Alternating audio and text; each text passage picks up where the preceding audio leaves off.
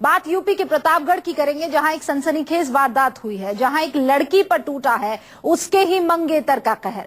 शारीरिक संबंध बनाने से इनकार करने पर मंगेतर ने पहले तो लड़की का रेप किया और फिर जब मामला थाने में पहुंचा तो मंगेतर ने अपने रिश्तेदारों के हाथों लड़की की जीभ कटवा दी। ये मामला प्रतापगढ़ के नौबस्ता गांव का है, जहां शादी तय होने के बाद पहले तो लड़के वालों ने दहेज की मांग शुरू, इसके बाद लड़के ने शादी से पहले ही लड़की के साथ शारीरिक संबंध बनाने की कोशिश की, लेकिन जब लड़की ने इनकार किया तो उसका रेप किया और मामला जब थाने से होते हुए कोर्ट पहुंचा तो आरोपी मंगेतर ने लड़की की जीभ काट दी। मंगेतर को गिरफ्तार कर जेल भी भेजा गया था।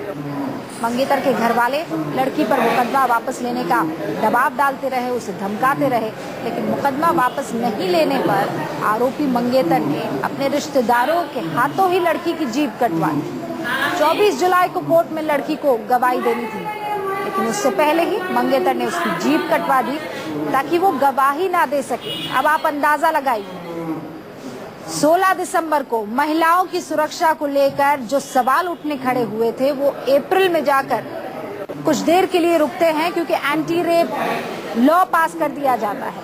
लेकिन आज एक बार फिर से एक ऐसी दिल दहला देने वाली वारदात आपके सामने है जो फिर सवाल खड़े करती है हमारे सिस्टम पर। लड़की की मां का क्या कुछ कहना है, सुनिए सर। तो फोन पर धमकी देन की, गाली देगी, धमकी देन की तोहार घमंड हम चूर करब। एक बाद 4 दिन के बाद हमारे घर में 10 बजे रात की 3 साथियों के साथ हमारे घर में घुसे हैं। सोवत समय लड़की का छत पे खींच के ले गए, बलात्कार के हैं, चाकू मारे, जहर पिलाए के लड़की के जीने से धक्का मार के ठेल दे, नीचे चली आई, छत के ऊपर से सब कूद गए।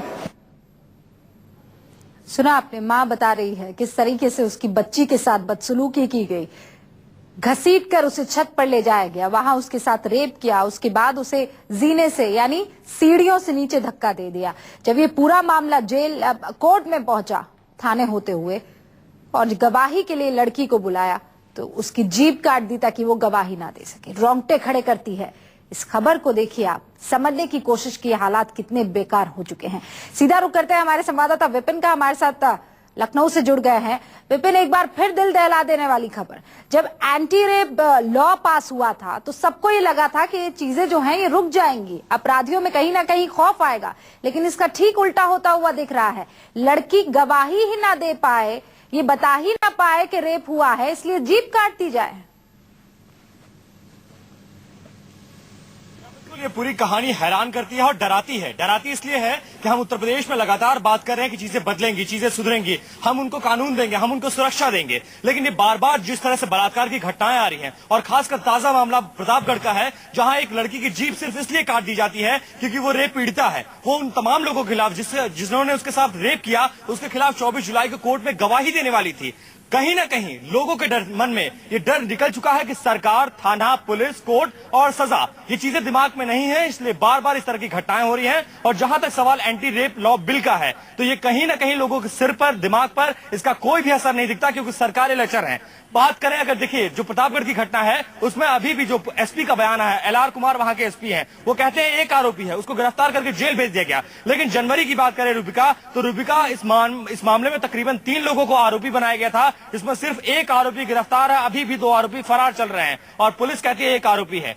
यानी पुलिस के नॉलेज में पूरा मामला ही नहीं, इतनी बड़ी घटना हो जाती है और वहां के जिले का कप्तान को पूरी घटना की जानकारी नहीं है। डराती है, हैरान करती है ये तस्वीरें। जी, अब मुझे ये बताइए कि इस मामले में आगे हो क्या रहा है। अब 25 या 24 मई के आसपास, तारीख के आसपास, माफ कीजिएगा, लड़की की गवाही है। अब क्या होगा इस मामले में आगे?